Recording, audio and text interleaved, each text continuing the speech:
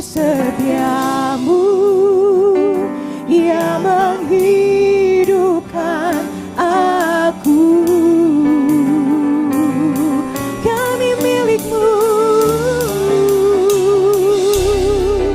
milikmu.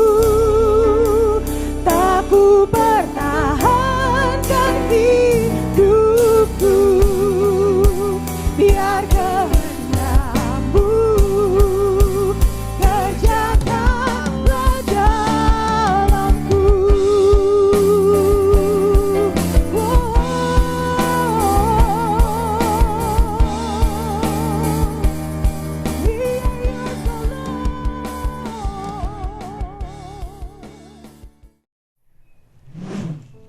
Kita mau, bulan ini kita masuk ke tema katalis.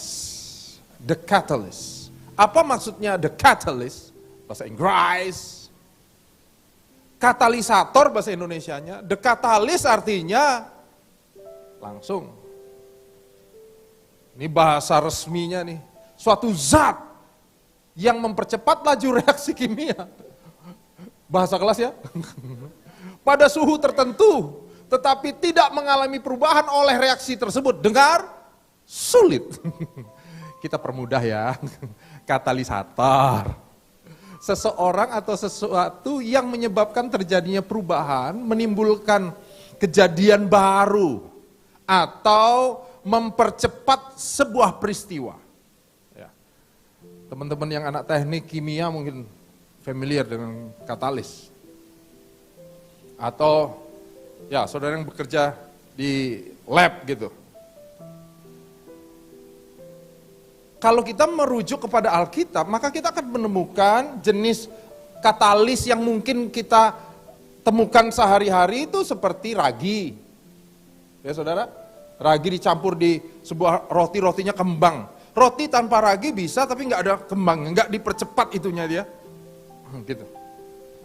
Tapi juga hal yang familiar terakhir, yang kita bisa metaforakan terhadap katalis adalah ini yang kita mau bahas hari ini. Garam. Dan karena di Alkitab garam diceritakan besertaan dengan terang, makanya saya mau ngomong garam dan terang hari ini. Kita baca firman Tuhan di Matius 5 ayat 13 sampai 16. Saya minggir sedikit ya.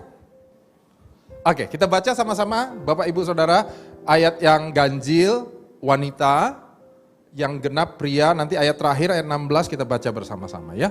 Ayat yang pertama 13 saya persiapkan wanita, 1 2 3. Kamu jika tanda tanya tidak ada selain dibuang di minyak orang. 14 pria. Kamu adalah terang dunia. Kota yang terletak di atas gunung tidak mungkin tersembunyi. Wanita, lagi pula.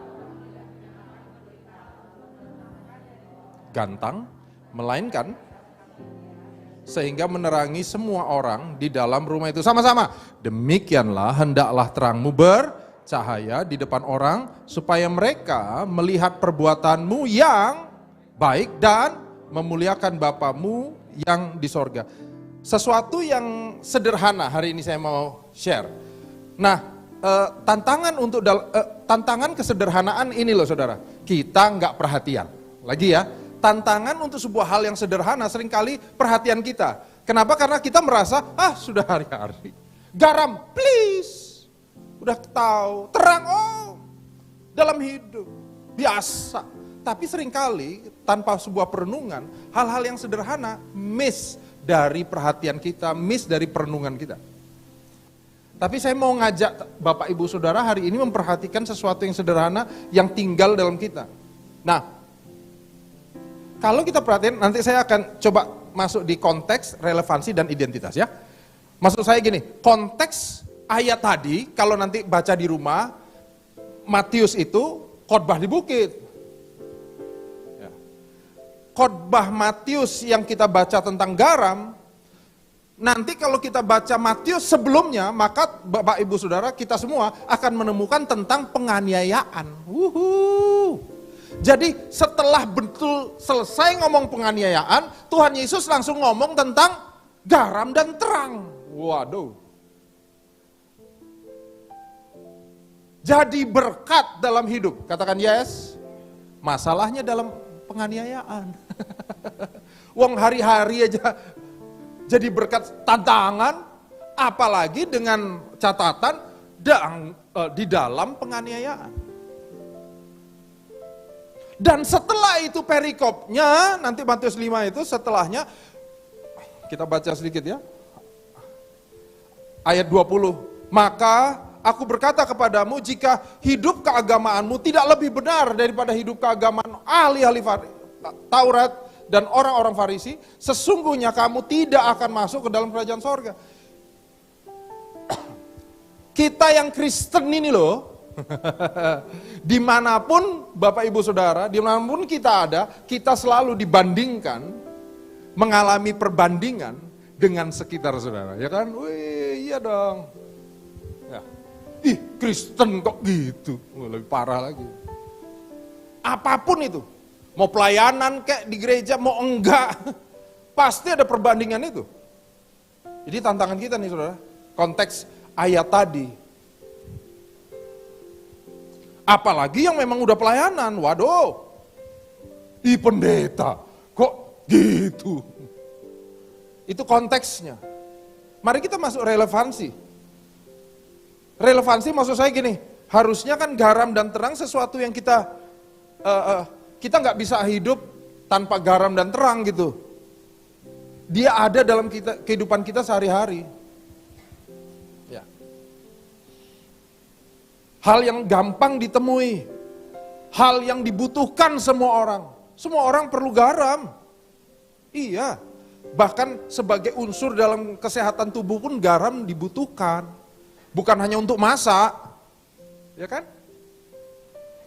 Dan ketiga tadi ngomong soal identitas, kalau kita baca ayatnya tadi lagi ya saudara.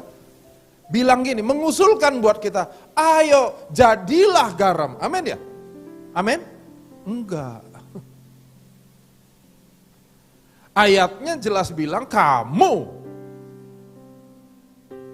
adalah garam. Kamu. Ini soal identitas. Kamu tuh garam. Bukan akan jadi garam. Kamu adalah garam kalau memberi rasa kepada dunia. Amin? Enggak. Kamu tuh loh garam, ini identitas. Bukan karena sesuatu yang kita kasih, bukan. Bukan karena sesuatu yang kita buat. Kamu garam, kamu terang.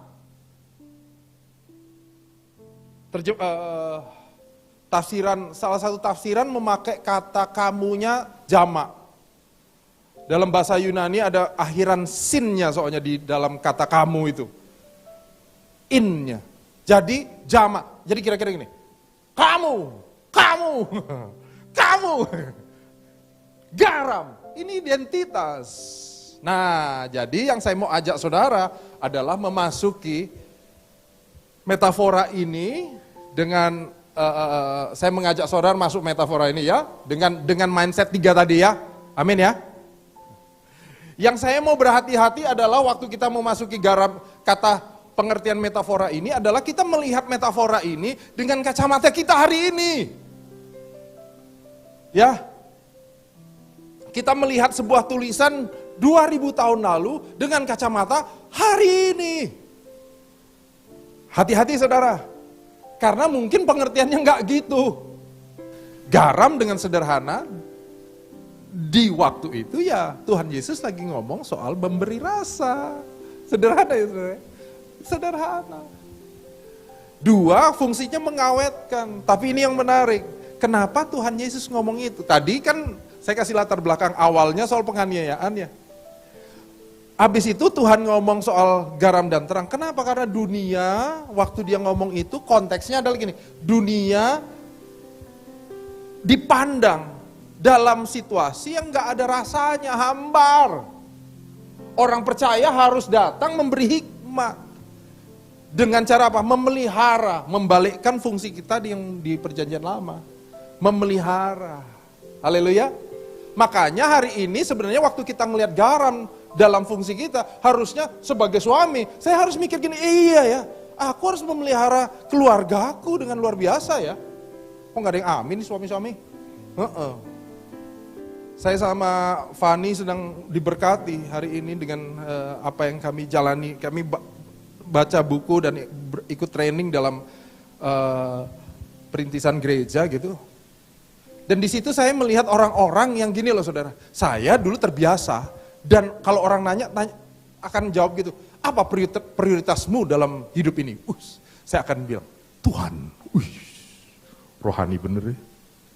Abis itu keluarga. Wah. Abis itu pekerjaan Tuhan. Kayak iya sih rohani. Tapi kalau saya renungkan baik-baik. Apakah waktu Tuhan menganugerahkan saya dengan keluarga yang dikasih, pelayanan ini. Dia meletakkan prioritas itu untuk saya? Enggak.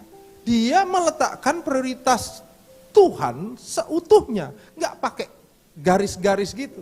Artinya gini loh saudara, buat saya harusnya melayani dengan keluarga.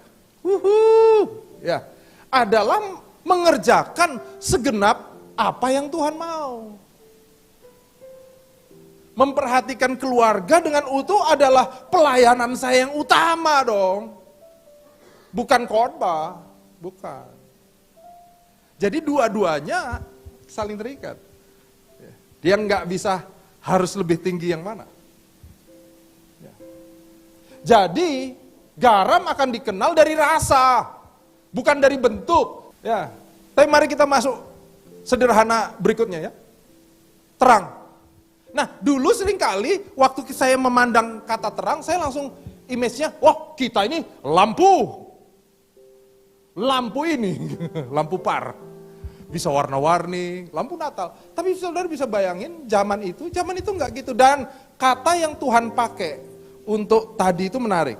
Kamu adalah terang dunia. Habis itu dia sambung. Kota yang terletak di atas gunung tidak mungkin tersembunyi. Jadi untuk Tuhan, yang di bayangan dia, kota. Lampunya banyak, kecil-kecil, tapi waktu dia udah ngumpul, pasti terlihat. Widih. Ya, kita itu kalau malam pasti bisa melihat. Kota di atas gunung. Jadi pasti terlihat kumpulan cahaya. Sama dengan kota. Jadi saudara, ini kapan garam tidak berasa asin, dan terang tidak terlihat. Untuk konteks kita, garam tidak berasa itu juga aneh ya. Karena garam kita semua udah lewat proses kimiawi. Tapi zaman itu, saudara, terutama di daerah Israel, untuk pengambilan garam bukan hanya di laut, bukan bentuknya itu. Mereka ngambilnya di laut mati. Bentuknya apa saudara? Mineral yang kayak batu, bongkahan gitu loh, dipecah-pecah. Jadi bagaimana pemakaian garamnya? Ditabur gitu? Enggak, kayak model teh itu loh, celup. Jadi batu, ini makanan nih, mau agak asinnya ditaruh tuh batunya. Ya. Nanti dicicipin, udah asin, cabut lagi. Digantung gitu kira-kira gitu ya. Sampai beberapa kali sampai nih mineral ini nggak asin lagi karena asinnya udah di mana-mana gitu loh. Nah, itu pandangan orang waktu itu tentang garam. Makanya garam bisa hilang asinnya. Mengapa garam jadi nggak terasa dan terang jadi nggak terlihat? Kalau kita lihat ayat yang sama tadi berkata, kamu adalah garam dunia, jika garam itu menjadi tawar, kata tawar pakai kata ini. Moraino, bahasa Yunani. Artinya menjadi tawar, lihat arti kedua, membuat menjadi kebodohan. 3, mereka telah menjadi goblok. Bodoh. Saya gara-gara penasaran dengan kata gantang, saya cari gantang itu opo. Nanti ini ya, Google ya, ini gantang nih.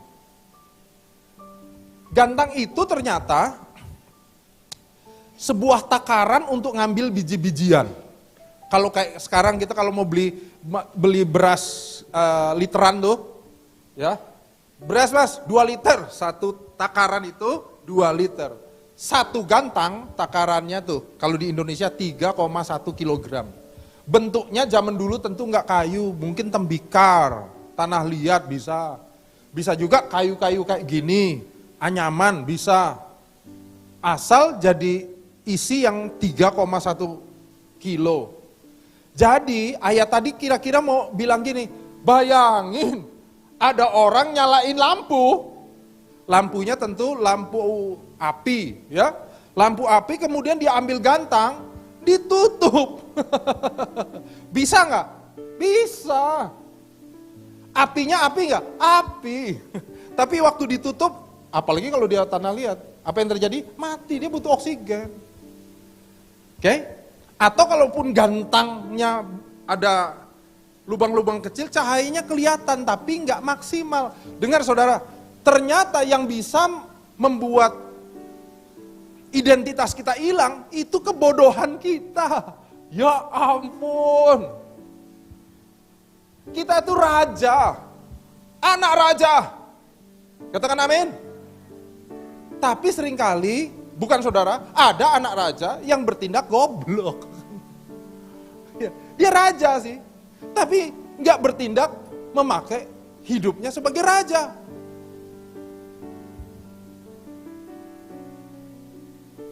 Harusnya secara alami, dimanapun kita ada, memberi rasa, memberi dampak. Somehow nih, ada orang-orang yang berubah menjadi bodoh. Sehingga nggak memanfaatkan itu. Ayat terakhir.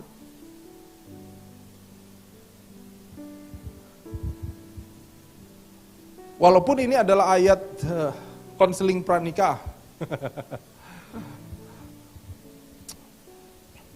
Tapi melalui ayat ini kita bisa melihat bahwa Tuhan, kita adalah seperti mempelai wanita. Tuhan mempelai pria. Hai suami, kasihlah istrimu. Suaminya itu mempelai pria, Tuhan ya. Sebagaimana Kristus telah mengasihi jemaat dan telah menyerahkan dirinya. Kristus itu sayang sama jemaatnya, mati untuk jemaatnya. Ya. Menyerahkan dirinya baginya, ayat 26, untuk apa saudara? Menguduskan. Sesudah itu menyucikan dan memandikan dengan apa? Air dan firman. Ini kesimpulan saya. Kalau mau jadi katalisator, punyalah hati yang rela untuk terus dikuduskan. Saking dikuduskan, akhirnya kita merefleksikan anugerah Tuhan itu dalam kita. Waduh, kita nggak bisa kalau nggak bergerak, nggak bisa kayak tema bulan lalu. Aneh kan, kita udah terima banyak hal dari Tuhan dan kita nggak ngapa-ngapain, kan aneh. Aneh loh. Ya. Kita ngaku sayang sama istri kita, tapi istri kita nggak pernah kita jaga, aneh. Ya. Gak bergerak, gak ngapa-ngapain. Kita ini katalisator. Biar kita jadi katalisator. Kita harus merefleksikan anugerah Tuhan dalam hidup kita. Amin.